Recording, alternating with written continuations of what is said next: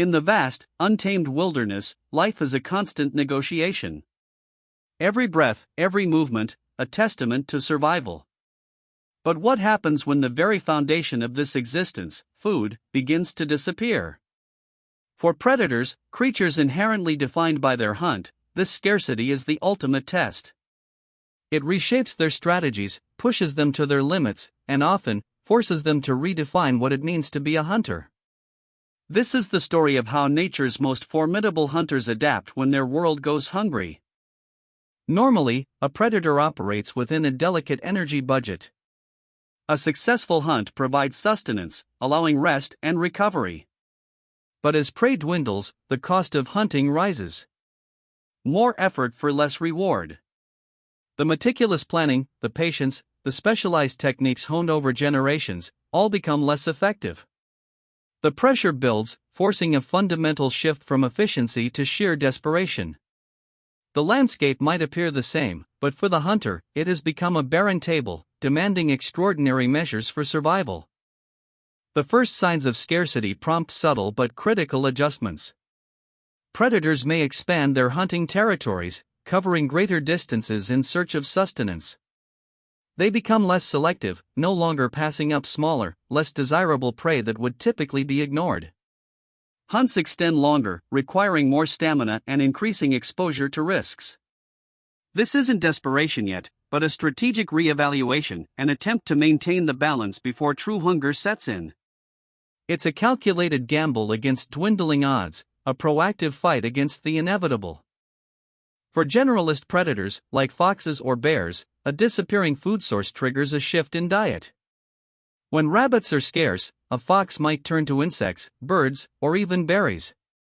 Bears, omnivores by nature, can significantly increase their foraging for plants, roots, or grubs if fish or larger game become unavailable. This dietary flexibility is a powerful survival tool, allowing them to bridge periods of extreme scarcity by tapping into unconventional food sources, minimizing the impact on their primary hunting methods and maintaining critical energy levels. Specialist predators, however, face a far more precarious situation.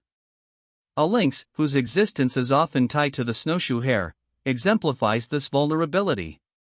When hare populations crash, the lynx confronts a profound crisis.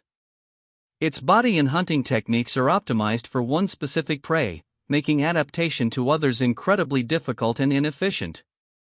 For specialists, the disappearance of their primary food source is not just a challenge, it's a direct threat to their survival, pushing them towards extinction or drastic behavioral changes out of sheer desperation. When starvation looms, caution often gives way to desperation. Predators may attempt to take down prey far larger or more dangerous than they would normally target, risking severe injury or death. A lone wolf might attempt to bring down a moose, or a starving puma might venture closer to human settlements in search of livestock. These are high-stakes gambles, undertaken when the cost of inaction, starvation, outweighs the immediate danger of the hunt.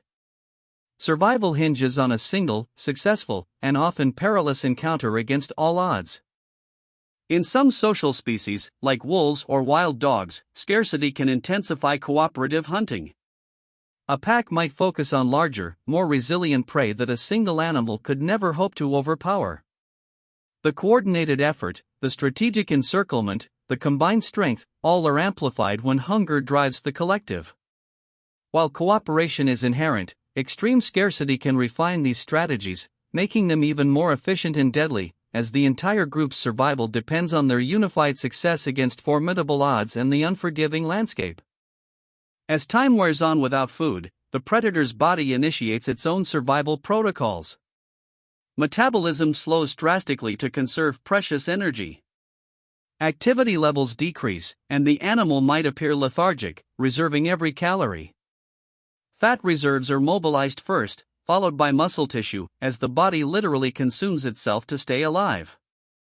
This physiological shutdown is a last-ditch effort, buying time in the hope that food will eventually return, but it comes at a profound cost to the animal's strength, vitality, and ability to hunt. Ultimately, the disappearance of food leads to one of several outcomes. Some populations may migrate to new territories where resources are more abundant. Others, unable to adapt or find new food, succumb to starvation, their bodies returning nutrients to the very ecosystem that challenged them. Yet, a resilient few may survive, passing on genes for adaptability and perseverance. This cycle of scarcity and survival is a harsh but vital driver of evolution, constantly refining the hunters and shaping the intricate balance of the wild, ensuring only the fittest endure.